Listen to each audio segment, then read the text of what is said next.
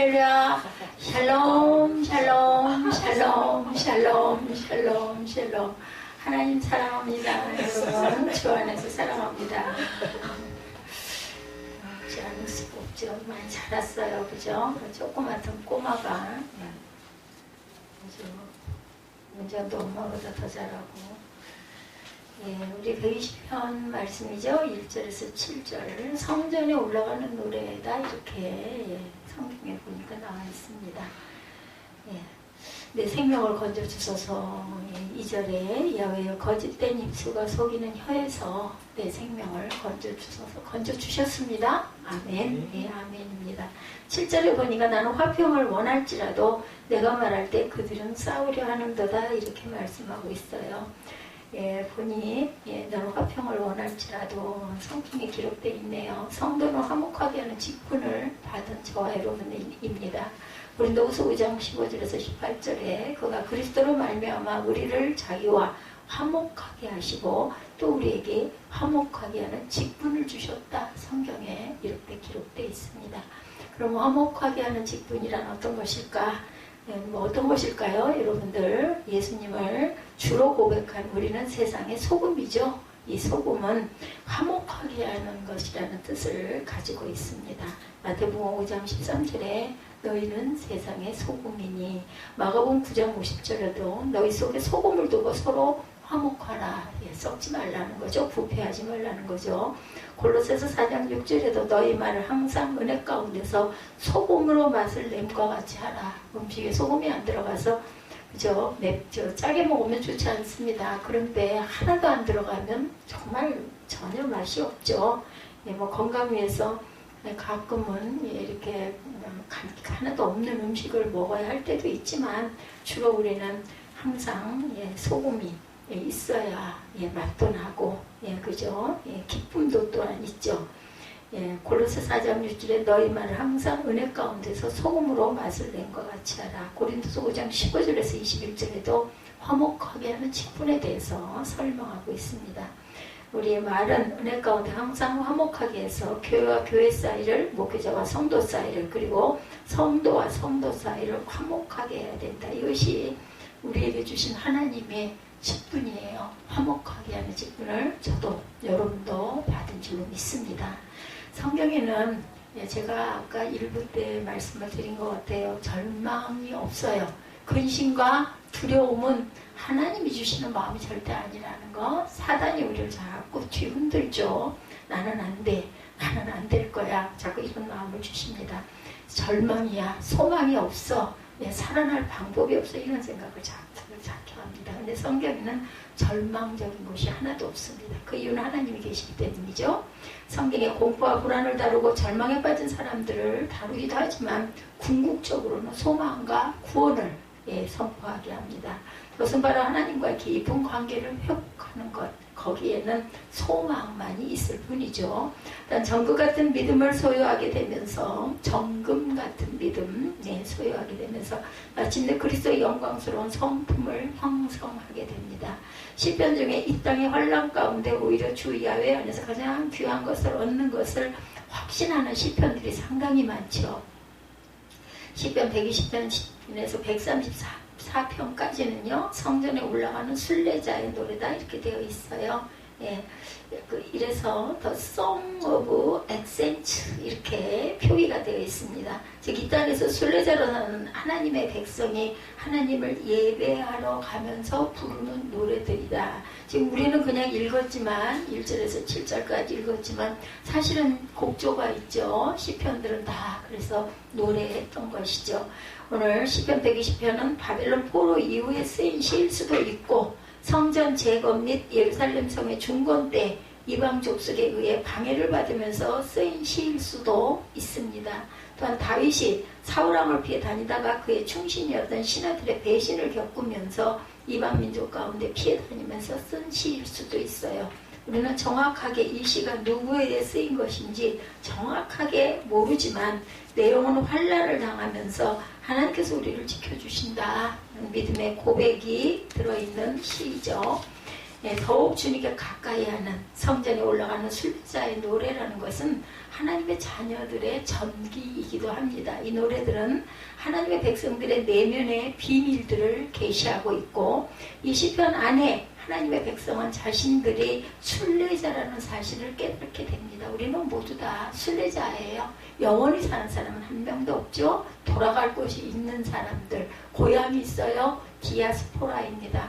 그래서 어떤 면으로는 우린 잠깐 쉬었다 간다. 근데 왜 이렇게 잠깐 쉬는 시간에 고난도 많고 어려움도 많고 환난도 많고 풍파도 많을까? 그래야만 우리가 자꾸 하나님을 부르고 찾게 되죠. 저 같은 경우에는 건강이 나빠지면서 참 물어봐요. 주변에서 자꾸 만나는 사람들이 어떻게 그렇게 체력이 좋으냐고 하면서 물어봅니다.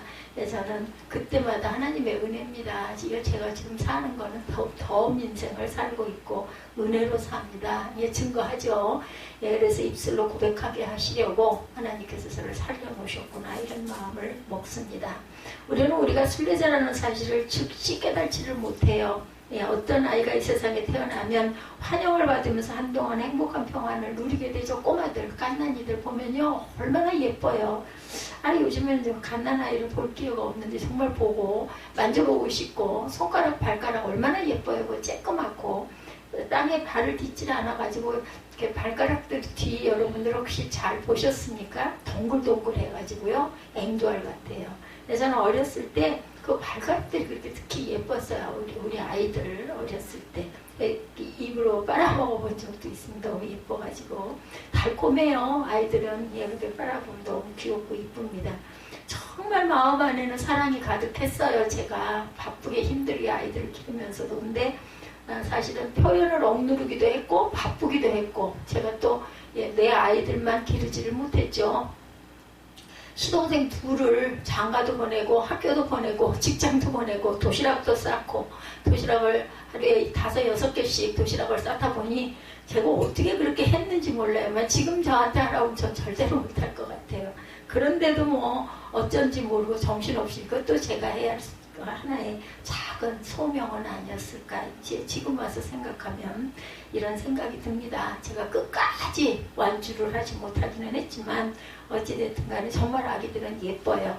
성령으로 거듭나게 되더라도 이 땅에서 순례자라는 사실을 당장 깨달은 것은 아니죠. 오히려 거듭난 후에 이전보다 더 세상에서 편안함을 느낄 수가 있다라는 것 반드시 분명히 그렇습니다.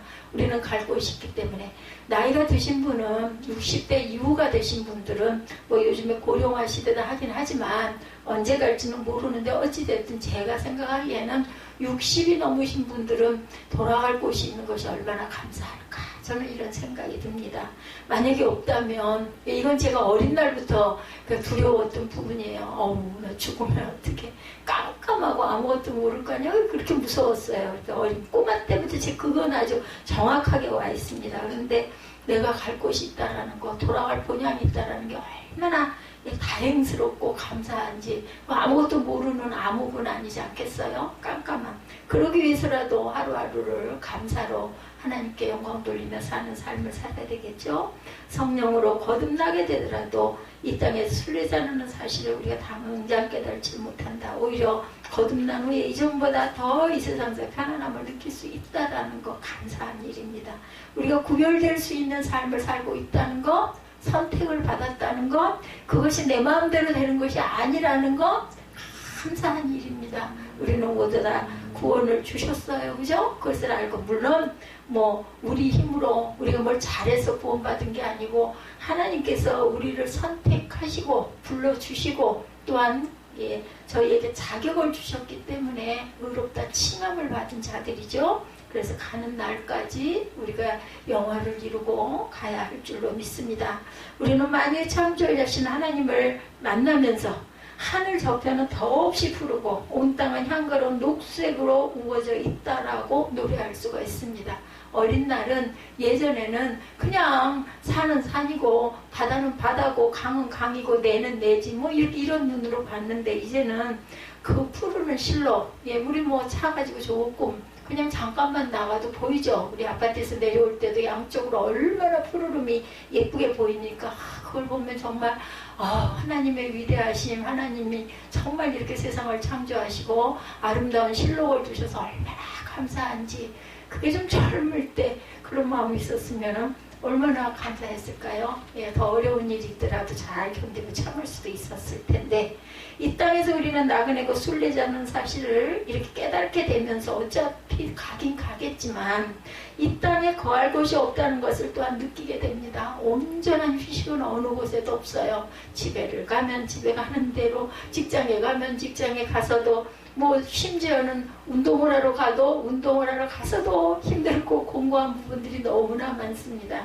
예, 옆 사람이 막 물을 튀기게 한다든지, 뒤에서 저 같은 경우는 뒤에서 누가 막 쫓아온다든지, 그러면 막 아이고 이걸 어떻게 하면 좋을까, 이제 이런 생각이, 그나마 이제 제가 아주 그냥 끝까지 낮아져가지고 기초레인에 가서 이제 하다 보니 아무것도 몰라가지고 이제 막 저를 거북하게 하는, 오히려 그게 나은 것 같아요. 그냥 그럼 제가 이해하고 피해버리면 되니까.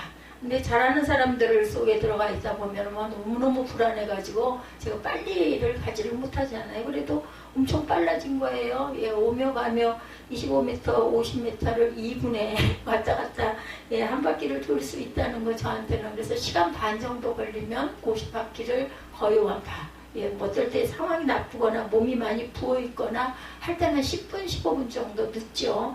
아니면 누군가가 뒤에서 아주 힘들게 하거나 아주 불편해가지고 할 수 없는 상황이 돼서 서거나 이런 경우도 있습니다. 그럴 때 집중이 안 될 때는 조금 시간이 늘어지지만, 그러다 보니 주변에서 모르는 사람들은 어이구 어떻게 그렇게 체력이 좋으세요. 근데 왜 이렇게 배역만 하세요? 이제 어제 같은 경우에는. 그래서 제가 편한 훈련을 좀 해야 되고, 등을 좀 곱게 이렇게 눕히는, 또 솔직히 말해서 보이고 싶지 않은 것도 있습니다. 이제는 자유형을 할 수는 있을지 모르겠어요. 아주 배역만 해가지고. 이게 누워서 가면 안 보이잖아요. 근데 거꾸로 돌릴 때는 항상 신경을 씁니다. 보이고 싶지 않고. 근데 이제 다들 눈들이 있어가지고 그냥 빨리 보는 분들은 또 막 인사를 하죠.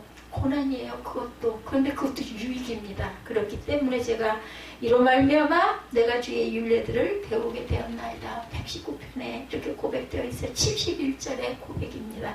제가 이 말씀을 이렇게 읊조릴 수 있는 것, 그것은 내 삶을 통해서, 내 건강을 통해서, 아니 어쩌다가 그렇게까지 되셨어요. 어저께 제가 그 말을 듣고 속으로 웃었어요. 저 이제 언젠가부터요, 부끄러워서 나이를 이제는 밝히지를 않아요. 아니 그렇게 젊은 양반이 어쩌다가, 얼굴은 정말 예쁜데 어쩌다 그렇게 되셨어요. 그래서 제가 뭐 할 말이 있어야죠. 뭐 제가 몇 살인데요, 이럴 소리를 하면 까무라칠 거고. 예, 아마 한 50대 초중반쯤으로들 보시는 것 같아요. 젊은 분들이 그러는 걸 보면.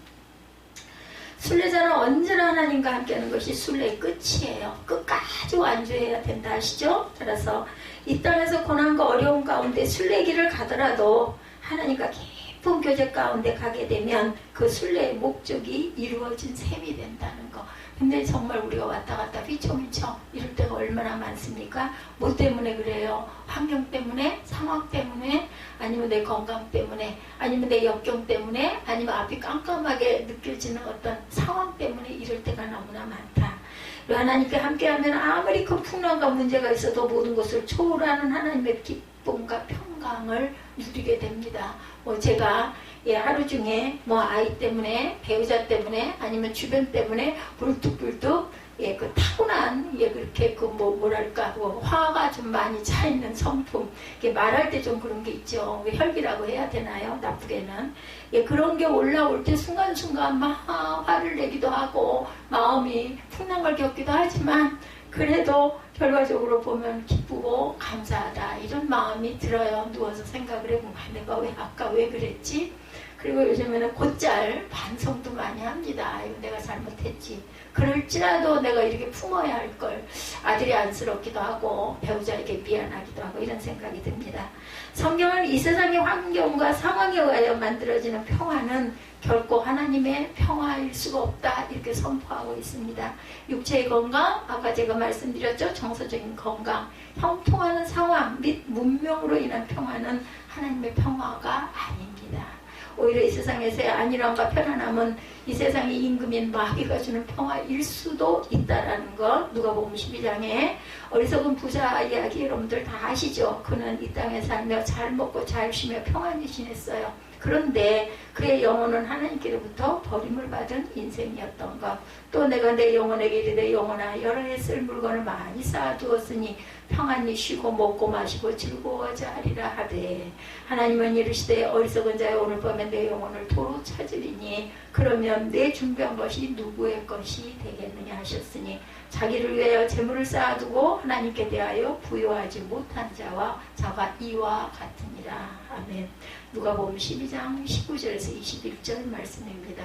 제가 장절을 꼭 말씀을 드려요. 왜냐하면 저도 그렇고 듣는 분들도 물론 잘 알고 머릿속에 들어있는 분도 있겠지만 그게 몇 절 몇 절이지. 저는 늘 예전에 예배 때 이런 게 참 궁금했었던 적이 많았는데 지금같이 인터넷이 많이 발달되지 않아가지고 어디에 있는지 알 수가 없어가지고 지나가면 잊어버리잖아요. 준비의 기록을 저는 늘 메모를 했어요. 젊은 시절에도 펜을 갖고 다니고 수첩을 갖고 다니고 좀 썼으면 좋겠는데 찾아서 좀 읽고 싶은데 뭐 그런다고 꼭 다 읽지는 않지만 그때 그 순간 그렇거든요. 그렇기 때문에 저는 이걸 장절을 저도 한 번 더 보고 여러분들에게도 누가 됐든 한 사람이라도 이게 궁금한 분이 계실까봐 우리는 이 세상에 성공하기 위해 보냄을 받은 자들이 아닙니다.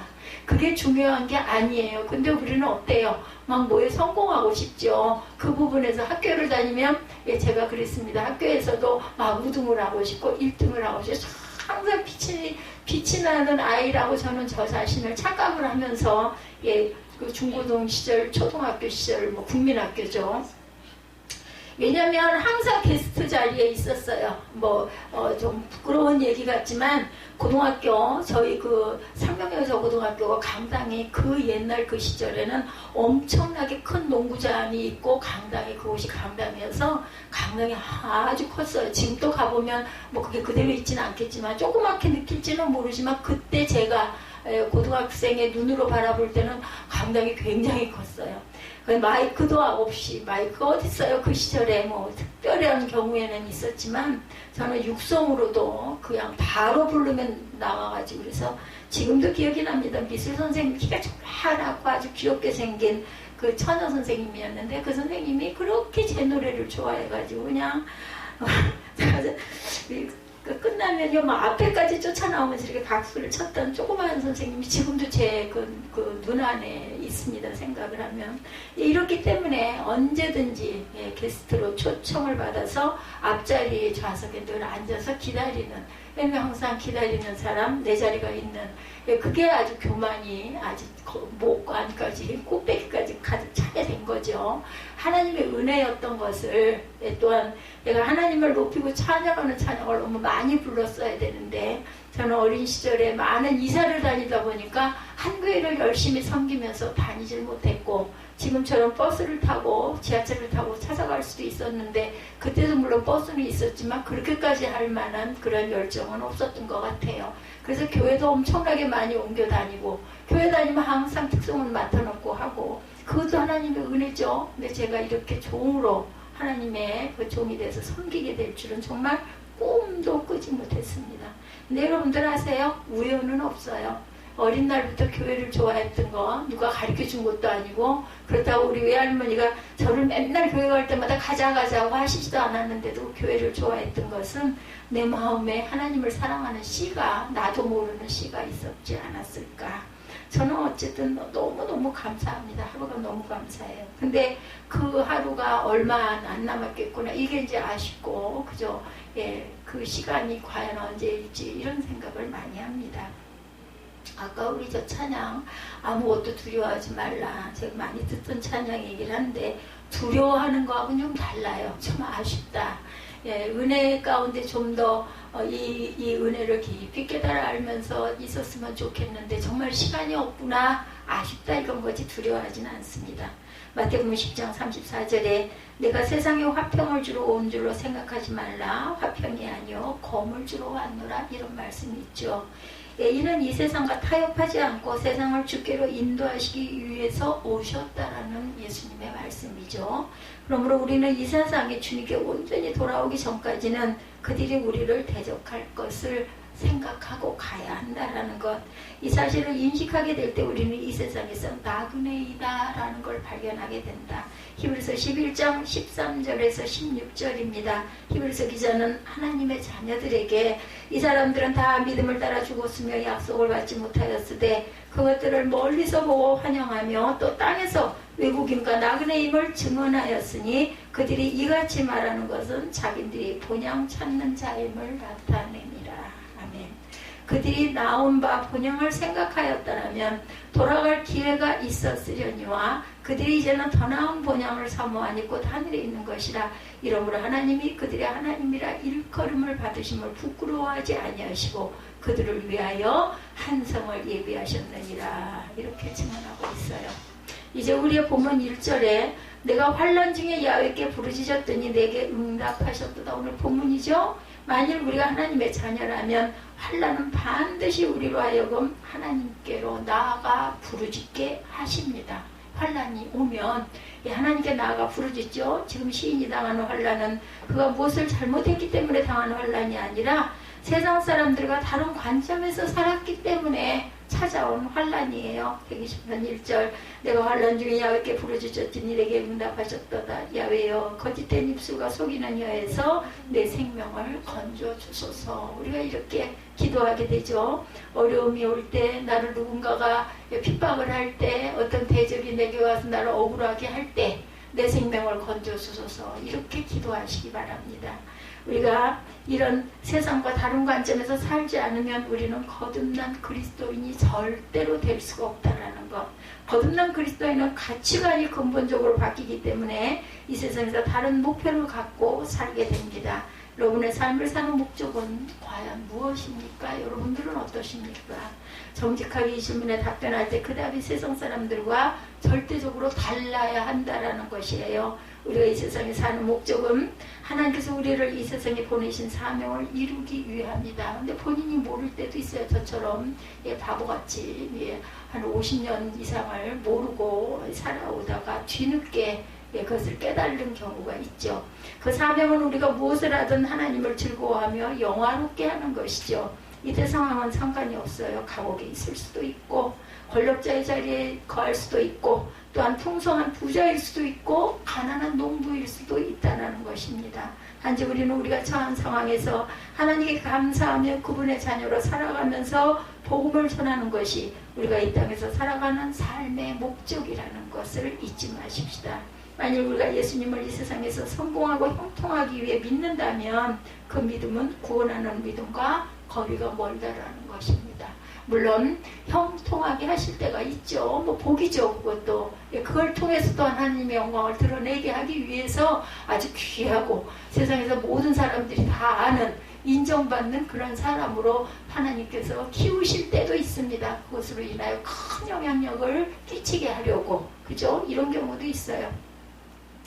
그러한 믿음을 가진 자들 중에 주 예수 그리스도께서 재림할 때 또는 이 세상을 떠날 때 자신이 하나님 나라에 들어갈 수 있는지 없는지 어떻게 살아야 할 것인지 여러분들 다 알고 계시죠? 어떻게 살아야 한다는 거. 겸손해져야 됩니다. 그럴수록 겸손해져야 되죠. 참된 믿음은 이 세상을 위해 예수를 믿는 것이 아니라 예수를 위해 이 세상을 버리는 것이라고 하죠. 내 십자가를 지고 나를 따르라 이렇게 말씀하십니다. 따라서 분명한 것은 하나님의 자녀들에게 이 세상에서의 형통은 보장되어 있지 않다라는 것입니다. 물론 이 세상의 형통이 절대로 거부되는 것은 아니에요. 아까 말씀드린 대로 성경이 말하는 것은 이 세상의 형통과 부귀와 안녕이 그리스도의 절대 목적은 결코 아니라는 거죠. 세상적인 형통은 하나님의 백성들에게 약속되어 있지 않아요. 오히려 환난과 공고와 핍박과 기근이 멸시가 있을 것이라고 말씀하죠. 하나님 백성들에게 약속된 것은 예수께서 결코 우리를 떠나지 아니하신다는 거예요. 내가 너와 함께 하겠다 그러지 네가 그런 어려움을 다 피하게 해주겠다 이렇게 말씀하시지 않아요. 네 십자가를 지고 나를 따라오느라 내가 너와 항상 함께 하겠노라 이렇게 말씀하시죠. 오히려 지금 이 시대에 하나님의 자녀들이 형통과 영광이 아니라 고난과 수욕을 당한 시대일 수도 있습니다. 코로나로 인해서 교회들이 많은 핍박을 받아서 또한 여기까지 오기도 했어요. 그죠? 3년여 동안. 앞으로 세상은 더욱 참된 그리스도인들을 미워하고 핍박할 것입니다. 사단의 가장 큰 속임수 중에 하나는 사람들을 깨워 하나님의 이름으로 이 세상의 부수적인 축복에 매어 달리게 한다는 것을 잊지 마십시다. 그리고 하나님의 자녀라는 사실 때문에 육체적인 건강이 보장되고 하는 일마다 형통하는 것을 신앙의 목표로 삼는다면 이는 크고 격길로 잘못된 길로 빠지는 것이라는 것을 잊으시면 안 됩니다. 아니 교회를 섬기고 11조를 하고 이만큼 내가 봉사하고 헌신하는데 왜 나는 이렇게 어려움이 많은가 이렇게 말씀하시지 마시기 바랍니다. 그걸 통해서 하나님의 더욱더 단단한 그릇이 되게 하기 위해서 내가 고난이 내게 유익이라 말씀을 하시죠. 고난을 통해서 주를 만나게 하시는 은혜, 그걸 통해서 더욱더 단단해지게 하시는 은혜가 있는 줄 믿습니다. 내가 환난 중에라고 말할 수밖에 없는 상황들이 발생하죠. 그리스도인들에게는 결코 환난이나 어려움이 없을 것이라고 한다면 엄청난 거짓이고 기만이라는 것, 이단입니다. 시인은 내가 환난 중에 야훼게 부르짖었다고 말하죠. 성도의 축복은 환난이 찾아오지 않는 데 있는 것이 아니라 환난 가운데서 야훼 하나님을 만날 수 있는 그 기쁨, 감사, 이것이 고백되어질 때 은혜죠. 거듭난 성도의 기쁨은 주변의 상황이나 되어지는 일들로 인한 기쁨이 아니라 기쁨의 근원 되시는 야훼 하나님으로 인한 기쁨이라는 것. 그러므로 시인은 환난 가운데 나의 큰 기쁨이 되시는 야훼께 부르짖고 있어요. 오늘 120편에 우리 자신에게 아무런 기쁨이 없지만 하나님께 나아갈 때 주는 기쁨이 나의 힘이 되는 것이라는 것. 여러분은 하나님 안에 있는 충만한 기쁨으로 확신하며 주께 나아가 부르짖으며 쉼을 얻고 계십니까? 아멘. 예, 아멘 하시기 바랍니다. 혹여 깜빡 잊어버리고 나 안 했어, 어이구 입술로 자꾸 불평하고 불만해서 이런 마음이 또 드십니까? 그럴지라도 아멘. 앞으로는 그렇게 하겠습니다. 고백하시고 우리가 깜빡깜빡 잊어버릴 때 많잖아요. 뭐 다른 상황을 막 생각하고 막 염려하고 근심하고 아니면 막 누구 책임 전가를 해감지고 막 혈기가나고 이럴 때도 있습니다. 순간순간 우리는 부족한 인간이기 때문에. 그렇지라도 깨달아지고 나서는 아이고 제가 이거 잘못했습니다. 그냥 회개하시면 됩니다. 아니면 자식이 부모 보기에 나이가 50이 되고 60이 됐다 한들 그럼 온전한 자녀가 어디 있습니까? 부모의 눈으로 볼 때는 다 부족하죠. 그렇기 때문에 아이고 저 녀석 어떡하나. 늘 부모는 나이가 많이 든 아들을 위해서도 딸을 위해서도 항상 염려하고 걱정을 한다라는 거. 하나님의 마음은 뭐 오죽이나 하시겠습니까? 우리가 온전해서 살아남을 자는 한 명도 없어요. 온전치 못합니다. 모두 다.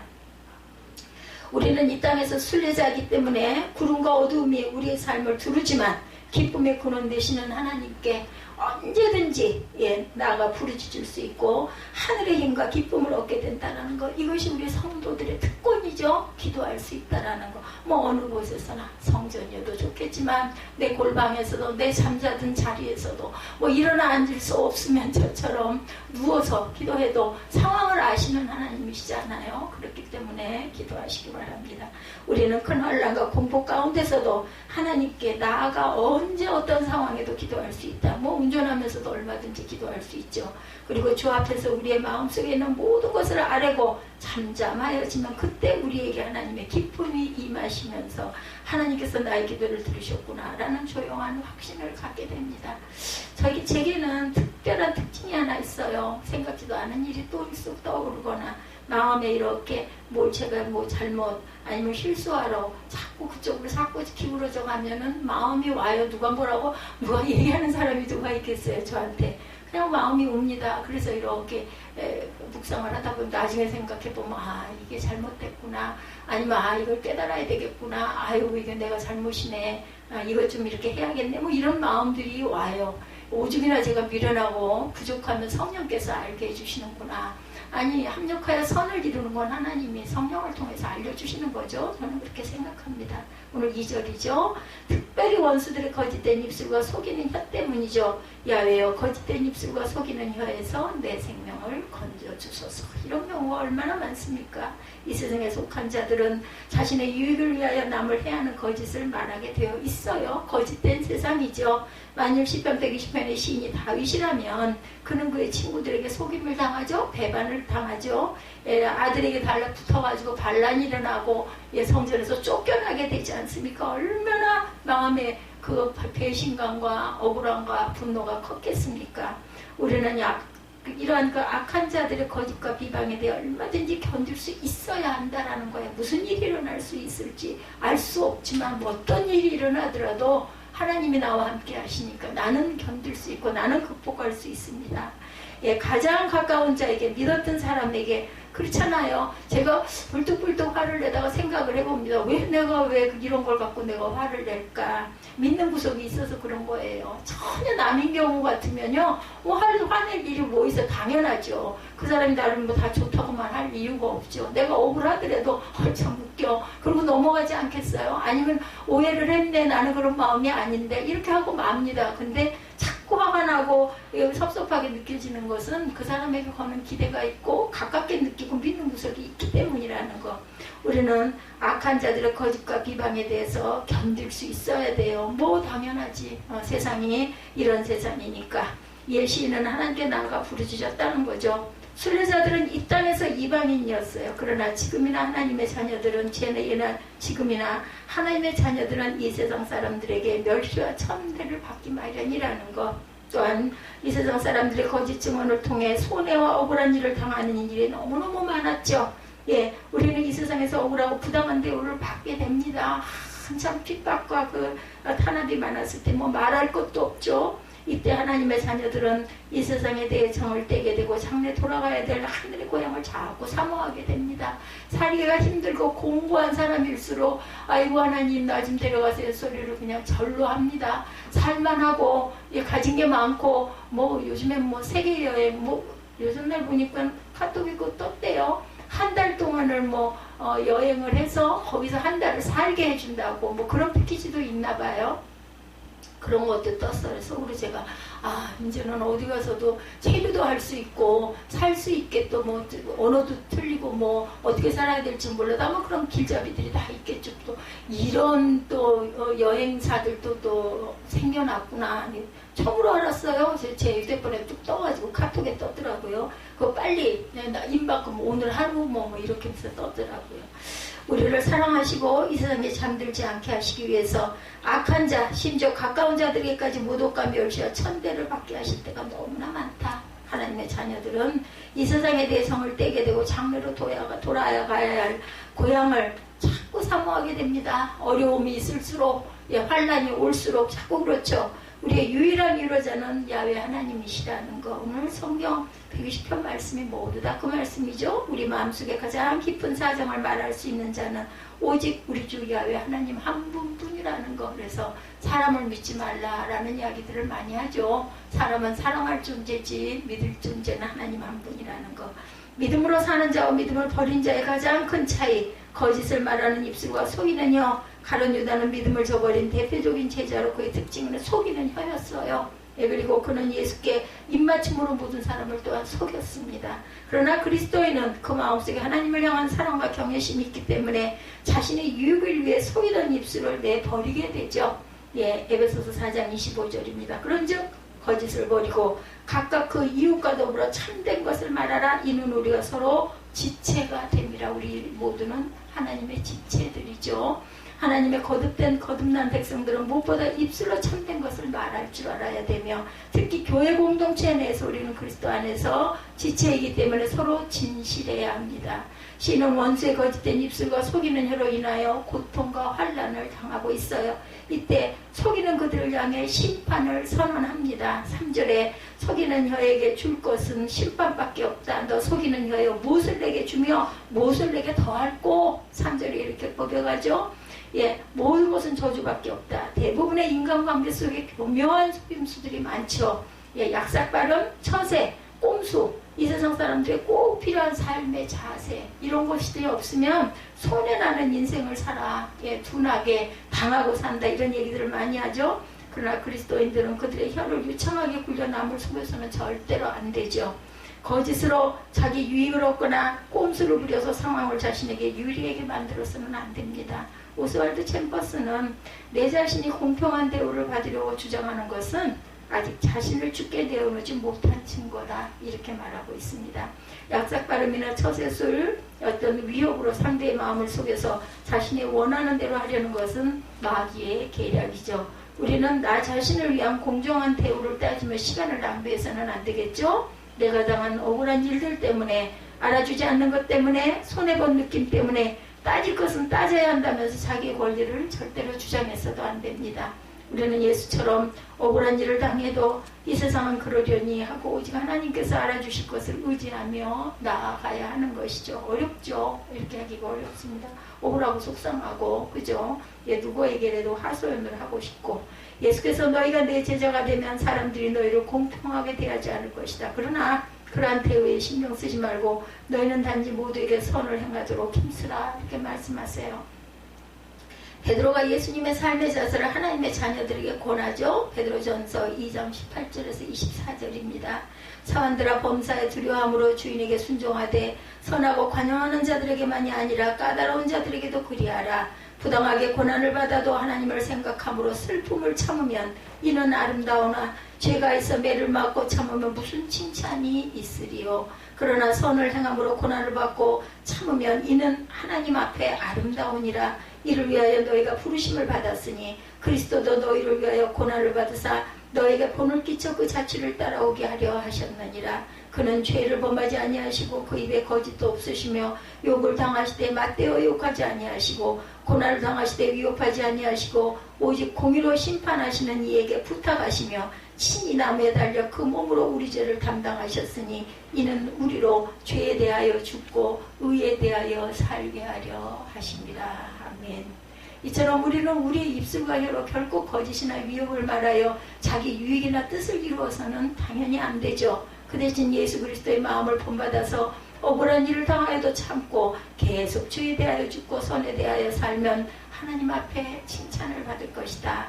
3, 4절을 통해 거짓을 말하는 혀의 특징과 그 혀가 받을 형벌을 말하고 있죠. 장사의 날카로운 화살과 로뎀나무 숯불이로다. 4절에 이렇게 말씀하고 있습니다. 거짓을 말하는 혀는 아주 날카로운 도구가 되죠. 야고보서 3장 6절에서 8절입니다. 혀는 곧 불이요 불의의 세계라. 혀는 우리 지체 중에서 온몸을 더럽히고 삶의 수레바퀴를 불사르나니 그 사르는 것이 지옥불에서 나느니라. 이렇게 말씀하고 있어요. 여러 종류의 짐승과 새와 벌레와 바다의 생물은 다 사람이 길들일 수도 있고 길들여 왔거니와 혀는 능히 길들일 사람이 없나니 쉬지 아니하는 악이고 죽이는 독이 가득하다 이렇게 말씀합니다. 그래서 장사의 날카로운 화살처럼 악인들이 혀로 내뱉은 말은 정확하게 관역을 향해 날아가 상대에게 고통을 준다라는 거, 죽이기도 한다라는 거. 그래서 얼른 뭐라 그래요? 잘못한 것이 생각났으면 예배를 드리려 하다가도 그걸 놔두고 가서 이웃에게 먼저 내가 잘못한 것을 회개하고 사과하고 돌아와서 제단을 드리라 말씀합니다. 그만큼 그 화살이 그 사람을 죽일 수도 있다라는 거. 하나님의 자녀들에게 고통을 준 그들의 말은 하나님 앞에 증거가 돼서 하나님의 진노를 자아나게 되고 그들에게는 반드시 하나님의 저주가 임하게 된 것이라는 거죠. 우리가 거듭나면 하나님께서 가장 많이 돌보시는 부분은 우리의 혀입니다. 따라서 성령이 충만하여 예수의 말씀을 따를 때 제일 먼저 우리의 삶 가운데 나타나는 축복은 평안이죠. 평안. 진실하고 부드러운 말, 따스한 말, 온유한 말, 격려의 말, 이런 말씀들을 많이 하시기 바랍니다. 그러나 거듭나지 않은 사람들은, 불신앙으로 살아가는 자들은 남을 괴롭히는 말을 하고 찌르고 아프게 하는 화살 같은 말들을 아무렇지도 않게 토해냅니다. 상대가 어떻게 상처를 받는지도 모르고 자기는 막 정죄를 합니다. 너 이러니까 틀렸지, 너 이러니까 부족하지, 너 이것도 몰라? 이래서는 안 된다라는 거죠. 하나님 다 아시고 계시는데 부족한 그릇도 있고 좀 나은 그릇도 있고 그죠? 도자기도 있고 종지도 있고 토기도 있고 흙그릇들도 얼마든지 많아도 그래도 그것도 나름대로 쓰이죠. 전부 다 도자기 자기만 있으면 우리 막 쓰는 그릇 없어서 어쩝니까? 그죠? 예, 그리고 종종 남들과 자신의 멸망을 초래하고 무서운 악한 말을 내뱉는 것, 가까운 자들에게는 빈정됨, 비꼬는 말, 연약하고 한이 맺힌 사람들이 사용하는 무기로 사람들의 뼈에서 살을 에어내는 예, 우리의 혀의 그 독, 예, 그 악입니다.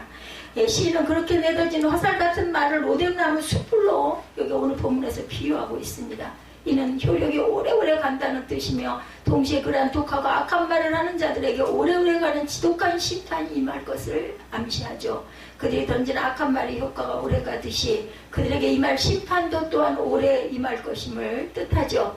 이에 베드로는 우리에게 간절히 호소합니다. 베드로전서 3장 8절에서 12절에 마지막으로 말하노니 너희가 다 마음을 같이하여 동정하며 형제를 사랑하며 불쌍히 여기며 겸손하며 악을 악으로 욕을 욕으로 갚지 말고 도리어 복을 빌라.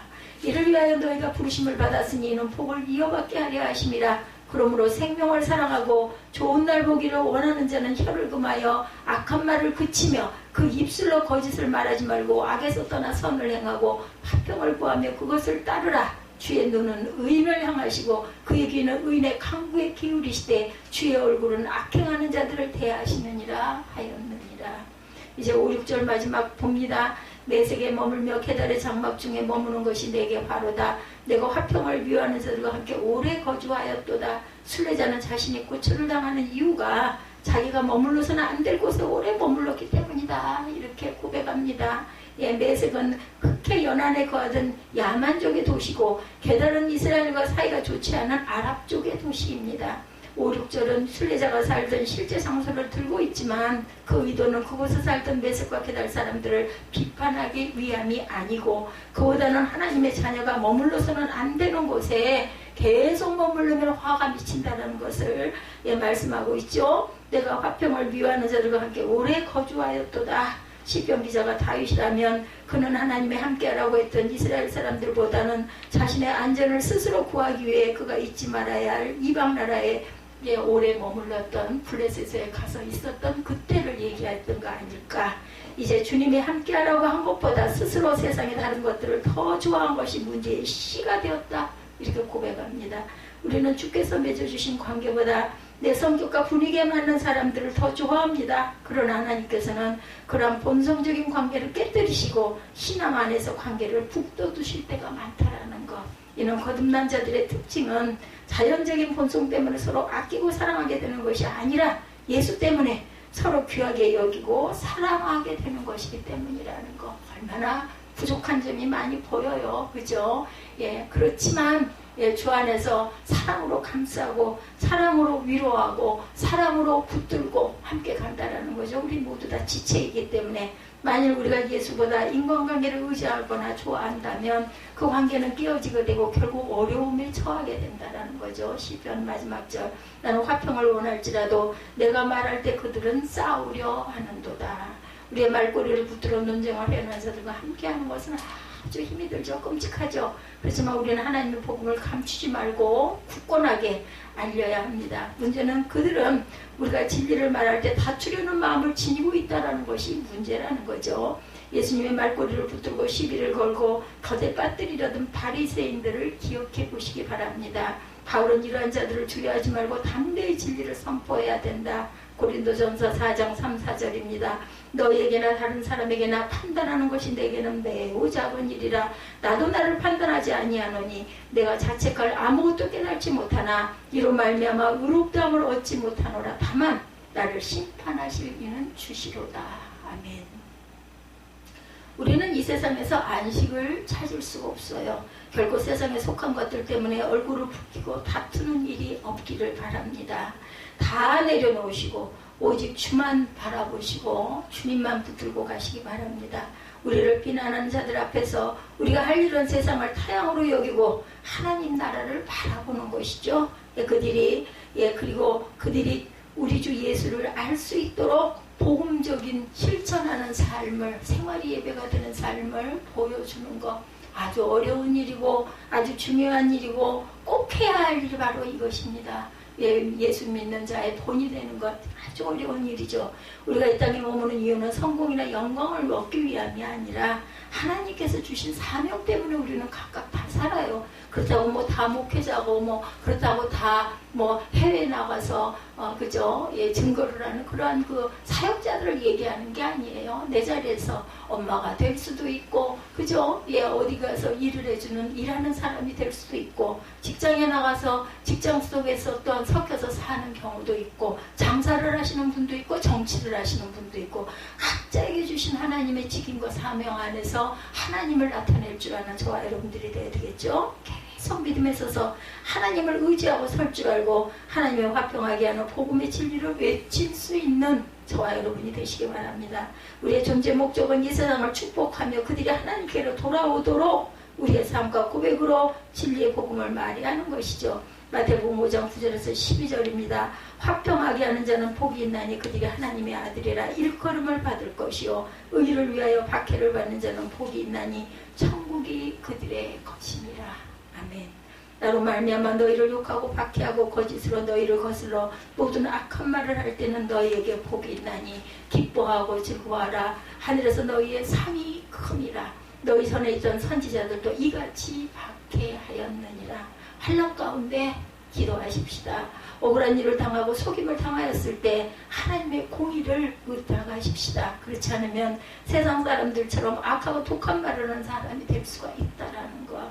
우리의 목적은 어떤 상황에서든지 빛과 소금의 역할이라는 점을 절대로 잊지 말고 항상 복음으로 화평을 이루는 저와 여러분들이 되시고 이 화평을 세상은 받아들이지 않을지라도 쉬지 않고 화평을 전하며 나아갈 때 행함으로 보여줄 때 하나님께서 택하신 자들이 우리의 고백과 삶을 보고 하나님께로 돌아오게 될 것입니다. 이것이 우리가 오늘도 순례자의 삶을 살며 하나님이 계신 성전으로 올라가는 이유라는 것, 예배하는 이유입니다.